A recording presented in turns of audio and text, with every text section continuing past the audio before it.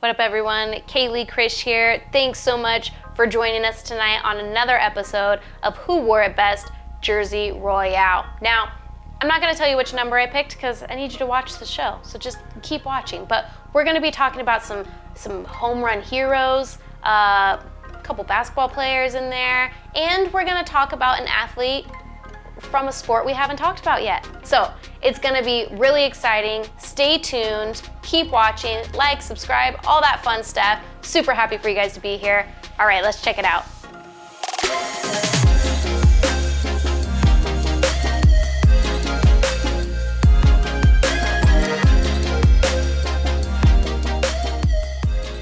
What up, fans, and welcome back to another awe-inspiring episode of Who Wore It Best? Jersey Royale, the show where we pick a number, do hours of research on which athletes from all sports across the globe wore that particular number. We pit them against each other in the most ruthless battle royale to hit sports. At the end, the fight is up to me to announce the winner of who wore that number best. It's a good time, so stick around. This week, I decided to spin a wheel in order to determine the number we were going to be choosing. And what do you know it? It landed on number 44. How crazy is that? All right, let's go with the fours. First up is a man you have undoubtedly heard his name. We are talking about the legendary Hammerin' Hank Aaron. Hank loved the game of baseball right off the bat. And early on, even in his teens, he was known as a power hitter. Now, in the minors, this guy hit cross-handed, which means he was a right-handed batter who had his left hand above his right. Just try doing that, it's weird. But he still hit 31 homers in his 2 seasons in the minors. Hank would credit that grip to his developing quick wrists, allowing him to wait on pitches longer. If it works for you. In 1954, Aaron got his chance with the big club, and on his first spring training start, Hank hit a home run. Now, Hank started out wearing number 5 in the majors and had a decent rookie year, batting .280 with 13 home runs. The next year, Aaron would change his number to 44, and it became his lucky number. In 4 different seasons, Hammerin' Hank would hit 44 home runs. In the 1955 season, Hank would hit .314 with 24 home runs and 106 RBIs.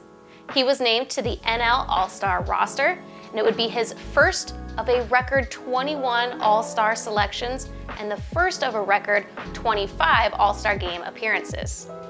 In 56, Aaron hit .328 with 26 home runs and 92 RBIs, and that would capture him one of his 2 NL batting titles. That same year, he was named the Sporting News NL Player of the Year. In 1957, it was a big year for Hank Aaron. Not only did he hit .322, which is 3rd best, he led the league in home runs with, you guessed it, 44. And he led the league in runs batted in with 132. But on September 23rd in Milwaukee, Aaron hit a 2-run walk-off home run against the St. Louis Cardinals, clinching the pennant for the Braves. And after touching home plate, he got a well-deserved meeting by his teammates on the field. That season, the Braves would go on to win the World Series, beating the defending champions, the New York Yankees, 4-3. In this series, Hank did his part, batting .393 with 3 homers and 7 RBIs. He would also take home his only NL MVP award that year. Not bad. Player of the Year, NL MVP, and a ring? I'll take it. The following year, Hank led the Braves to another pennant, hitting .326 with 30 home runs and 95 RBIs, but would ultimately lose the World Series in 7 to those damn Yankees.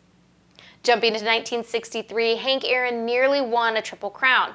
He again led the league with 44 home runs, 130 RBIs, and finished 3rd in batting average.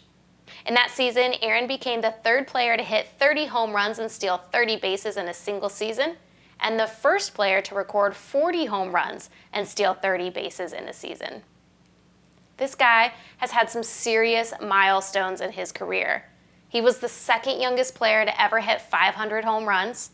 On July 31st, 1969, Aaron hit his 537th home run, passing Mickey Mantle's total, which moved him into third place on the career home run list, after, of course, Babe Ruth and Willie Mays.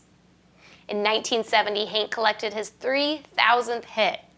In the years to follow, he would also set the NL record for most seasons with 40 or more home runs, drove in the 2,000th run of his career, and broke the record for total bases with 6,134. Now that we've got all that great stuff out of the way, let's talk about the real beauty, shall we? For 39 years, the great Bambino himself, Babe Ruth, held the record for the most home runs, sitting pretty at 714, a record thought to be unbreakable. And because Hank Aaron's quiet demeanor, I am sure people never would have guessed that it would be him. Oh, that's right, spoiler alert. Coming in the 1974 season, Hank Aaron was down by 2 to Babe Ruth. And on April 4th, on his first at-bat, Hammer and Hank would tie Babe Ruth's record. But of course, it wasn't good enough just to tie. The real doozy was that next home run. 4 days later, Aaron faced off against Al Downing and the LA Dodgers with 1 runner on base, nobody out in the bottom of the 4th inning. A record-breaking crowd of 53,775 fans, including President Jimmy Carter, who was governor at the time, and Sammy Davis Jr. On Downing's second pitch, Aaron takes it to the yard, 385 feet deep, landing in the bullpen behind the left field fence. Now, I know the way that I just explained it is pretty iconic, but no one does it better than Vin Scully. Once again, a standing ovation for Henry Aaron. So the confrontation for the second time. Aaron walked in the second inning. He means the tying run at the plate now. So we'll see what Downing does. Al at the belt delivers, and he's low. Ball 1. And that just adds to the pressure. The crowd booing. And stay a professional and pitch his game. 1 ball and no strikes. Aaron waiting. The outfield deep and straight away. Fastball is a high drive into deep left center field. Buckner goes back to the fence. It is gone.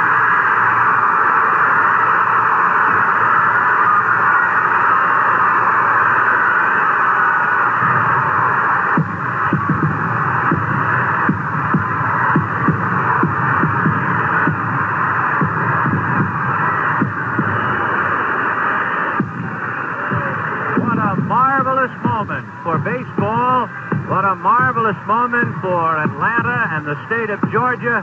What a marvelous moment for the country and the world. Insane, amazing, groundbreaking, all of the words. Aaron would hold on to the record for most home runs until Barry Bonds took over 33 years later. And there we go. A big player to start with, but one so deserving of leading us off. With that, let's take a look at the second athlete on our list. Now, we're gonna take this pick somewhere we have never been yet, to Formula One. Number 44, Lewis Hamilton. Now, Americans, don't wanna see your eyes glazing over and not paying attention here. Even if you don't know Formula One, you probably know Lewis Hamilton. Now, I think it's good to do a quick lesson on what Formula One is for the noobs out there, and a Formula One for dummies, if you will. Now, F1 is the pinnacle of motorsport and the highest class of single-seater racing. These cars are the fastest regulated road course racing cars in the world. F1 cars look like this with the open wheels, and they race on both permanent tracks and street circuits. You've probably seen this traditional track in Monte Carlo for the Monaco Grand Prix. Now, the race itself spans a weekend with practice sessions for drivers to get used to the track and qualifying sessions which take drivers' best time, use that to determine the order in which they will start on Sunday.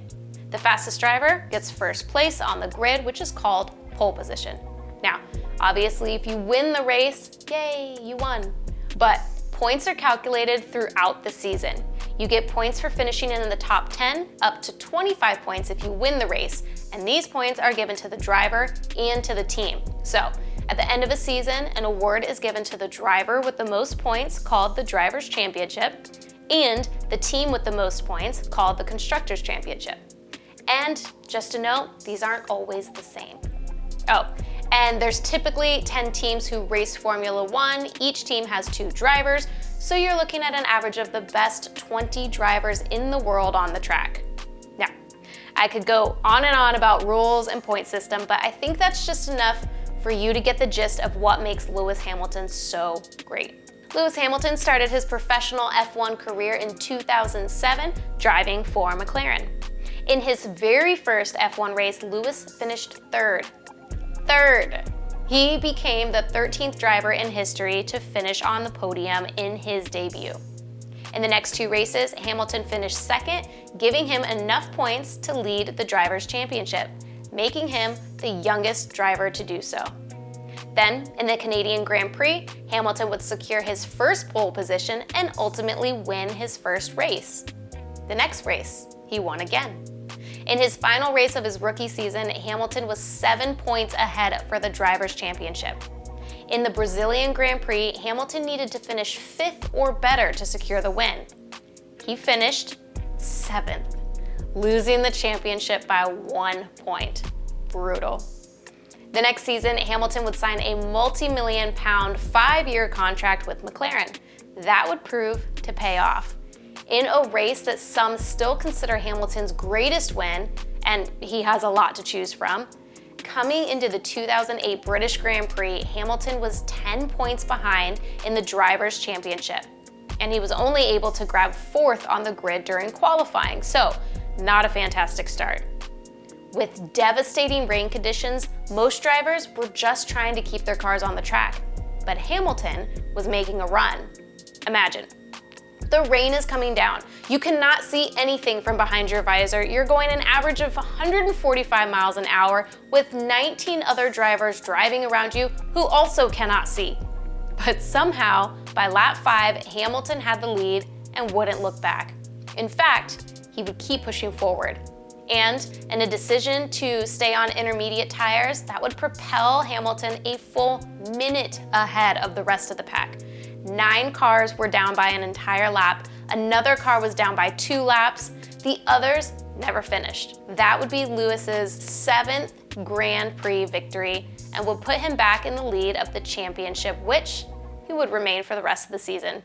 Hamilton became the youngest driver to win the World Drivers' Championship. Now, let's jump ahead to Lewis Hamilton's move to Mercedes. In 2013, Hamilton signed a 3-year deal with Mercedes. Lots of fans criticized this move because Mercedes didn't have a history of success. Lucky for them, Lewis Hamilton would change that. In 2014, after some regulation changes regarding the engine, Mercedes was considered the favorite. So much so that this ensued a season-long battle for the Drivers' Championship between both the Mercedes drivers. This year saw Hamilton's first career hat trick, and later on winning 5 consecutive races.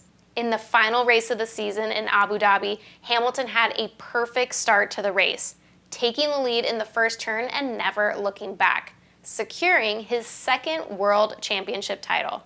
He finished the season with 384 points, recording 11 wins and 7 pole positions. In 2015, Mercedes would sign Hamilton to an additional 3 years for a reported $100 million, making him one of the highest paid drivers in Formula One. He would also break a 45-year-old record of laps led with 18 consecutive Grand Prix. He earned 16 consecutive podium finishes, 2nd long streak in Formula One history. Hamilton would secure his 3rd world title with 3 races to spare and finish with 381 points, 10 race wins, 11 pole positions, winning the FIA pole trophy for most pole positions in a season and the DHL Fastest Lap Award. Hamilton would win the Drivers' Championship again in 2017 and in 2018, where he would become the first driver to surpass 3,000 total career points. Again, in 2019, he'd win, for number 6, and in 2020 he was eyeing his 7th world title, which would capture tying the record with the legendary Michael Schumacher, earning 347 points, 11 wins, 10 pole positions, and 14 finishes. That was out of 17 races, by the way. He would again be awarded the DHL Fastest Lap Award and the FIA pole position and capture that 7th win.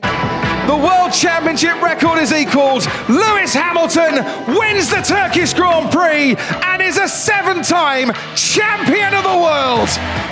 To recap, 7 drivers' championships, which is tied for the record, most career wins, most pole positions, most podium finishes, most career points, and most laps led. Whew, there you go, folks. Lewis Hamilton.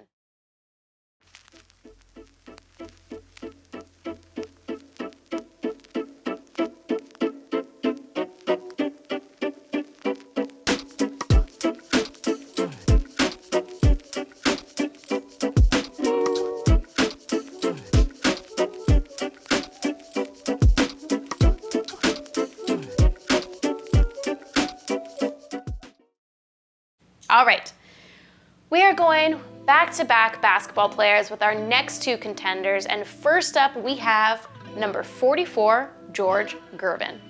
Nicknamed the Iceman for his cool and smooth demeanor on the court. He was a 6'7" wing who dominated the league offensively, oftentimes with his signature finger roll, and he was known for his incredible basketball IQ and shot selection.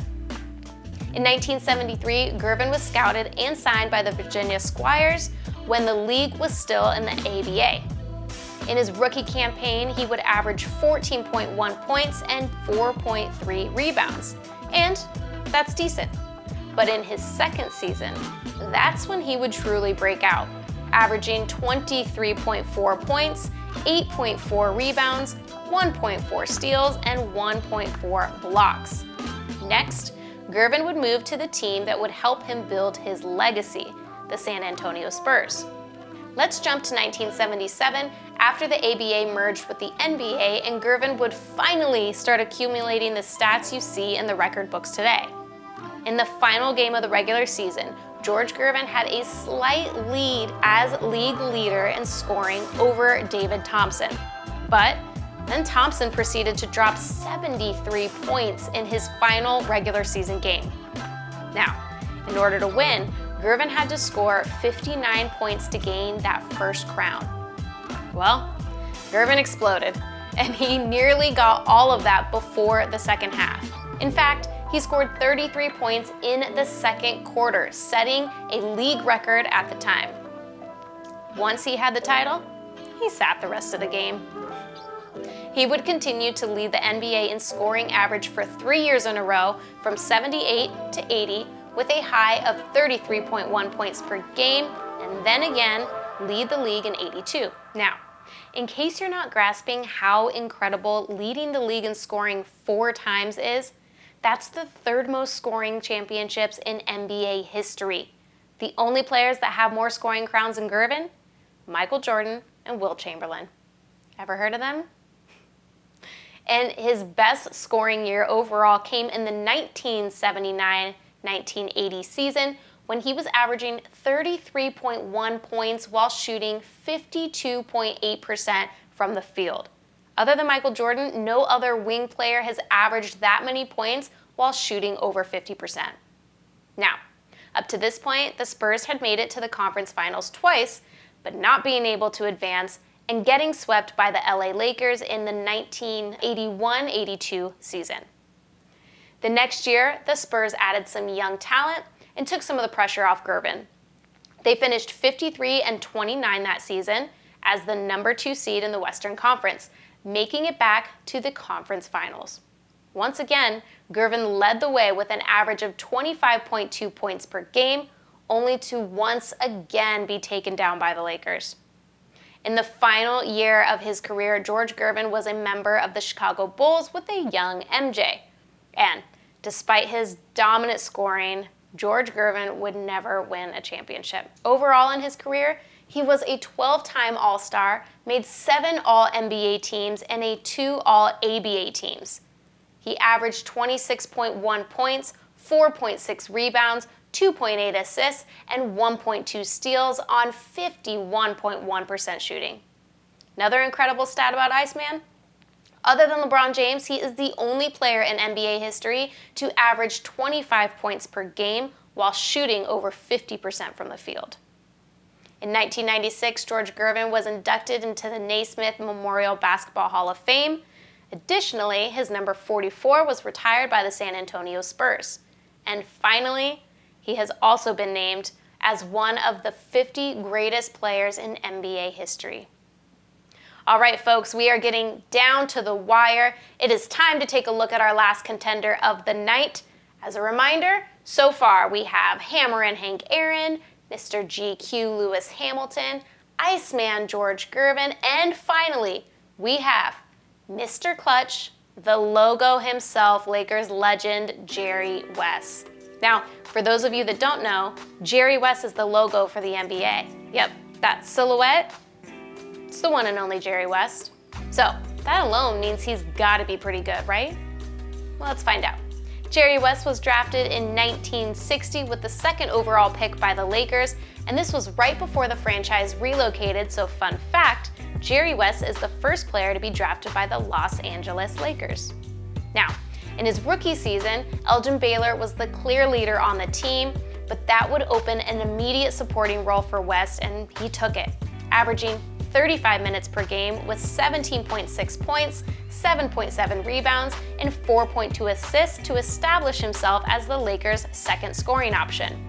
That first season, West and the Lakers would get to the 1961 NBA playoffs, first fending off the Detroit Pistons, but ultimately losing to the St. Louis Hawks in 7 games, losing by 2. Heartbreaker. Now, in his sophomore year, West had more opportunity to step up, while Elgin spent most of his time serving in the military and only played 48 games. And boy, did he step up. He would average 30.8 points per game, 7.9 rebounds, and 5.4 assists with a 44.5 shooting average from the field, winning all NBA first team honors. On January 17, 1962, West scored a career-high 63 points in a 129-121 win over the New York Knicks. West became known especially for hitting important late-game shots, obviously leading to his nickname, Mr. Clutch.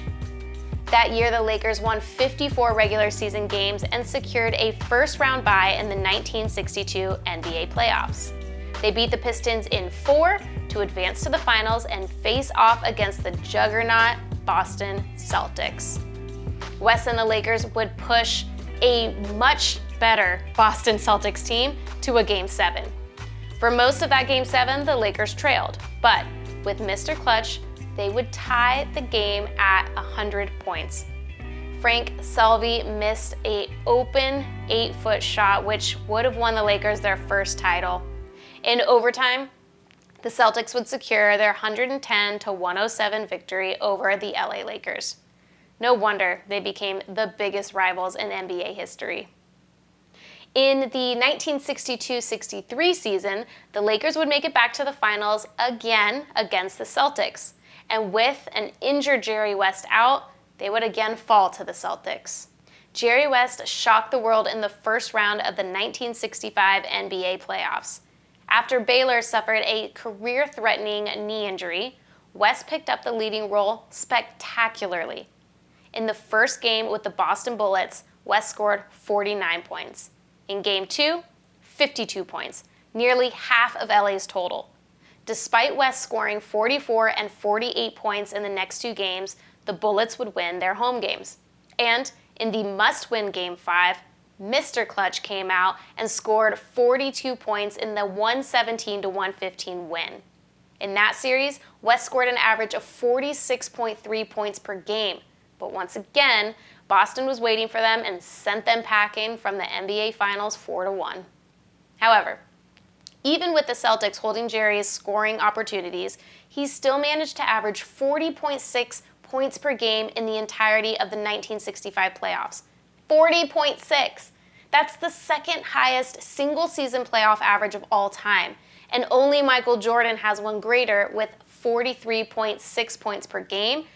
But it's kind of apples and oranges because MJ's average came in just 3 games because they were swept by the Celtics. Jerry would manage that average over 11 games. That's impressive. Now let's jump to 1969. The 55-win Lakers defeated the Atlanta Hawks and the San Francisco Warriors to meet the Boston Celtics again. This was the 6th finals series versus the Celtics in 8 years. In the first game of that series, West set the tone and scored 43 points in a 2-point victory. In the final game of that series, West dropped 42 points in a 2-point loss. That's right, once again, the Lakers would lose the title to the Boston Celtics.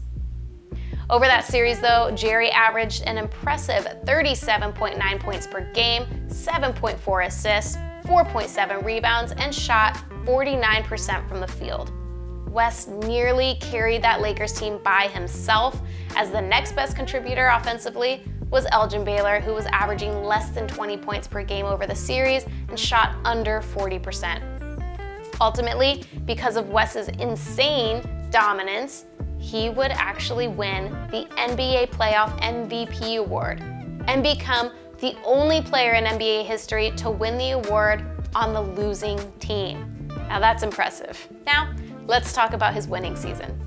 In the 1971-72 season, the Lakers dominated, embarking on an unprecedented 33-game win streak en route to a then record 69 wins in the regular season. West himself contributed with 25.8 points per game and to lead the league with a career-high 9.7 assists per game. He was named All-Star, All-NBA, and All-Defense First-Teamer and voted as the 1972 All-Star MVP. In the postseason, the Lakers rolled through the Chicago Bulls, then the Milwaukee Bucks, and in the finals met the New York Knicks. In Game 3 of the series, West set an all-time NBA record of 4,002 playoff points, and in Game 5, West scored 23 points and dished out 9 assists, helping the Lakers to win the NBA championship. Finally! Out of Jerry's 9 appearances in the NBA Finals, he only won the title once. Now, credit that or not to an incredible Celtics domination at the time. But nonetheless, his stats were impressive. Over his career, West averaged 27 points per game, but in a true Mr. Clutch style, his playoff numbers are even better, scoring 29.1 points per game, which is the 3rd highest playoff scoring average in NBA history. Now, because defense is really only played in the playoffs in the NBA, most of the time players score less, not more. But icons like MJ, Kobe, and Jerry put it on more when it matters most. Jerry West played in the league for 14 years and was named an All-Star every single one of those years. He also made 12 NBA All-Teams, 5 NBA All-Defense teams, and they didn't even name defensive teams until 8 years after Jerry's career got started. Jerry West went into the Basketball Hall of Fame in 1979, and the Lakers retired his number 44 in 1983. There you have it. 4 of the greatest number 44s all lined up, awaiting my decision of who wore it best. And before I announce the winner, as always, if there is a number that you would like to see, holla at me. If there is a number you don't want to see, let me know that also, because it'll probably be the next number I do. Remember, like and subscribe to the content, and make sure you tell your friends about all the incredible content that Titan TV is putting up. I know y'all are foaming at the mouth awaiting my decision, so here it goes. The greatest player to ever wear the number 44 is Hammerin' Hank Aaron. Yes. To be the greatest, you've got to beat the greatest, and that is what Aaron did. Surpassing Babe Ruth's home run record was one of the most iconic moments in baseball history. For a guy like Mickey Mantle to call Aaron the greatest player of his generation, and for prolific pitchers like Sandy Koufax and Don Drysdale to be scared to go up against him and actually nicknamed him Bad Henry, you've got to be the greatest. In his career, Hank Aaron also grabbed 3 Golden Gloves and averaged only 68 strikeouts in his 20-year career, while Barry Bonds and Babe Ruth averaged 83 and 86. Just saying. Hank Aaron was elected into the Baseball Hall of Fame in his first year of eligibility in 1982, and he has an award named after him. The best batting in the American and National League receive the Hank Aaron Award. And now, we have done it. Cross that number 44 off the list of the greats and tune in again next week to find out what number we are going to have battle it out. See you next time.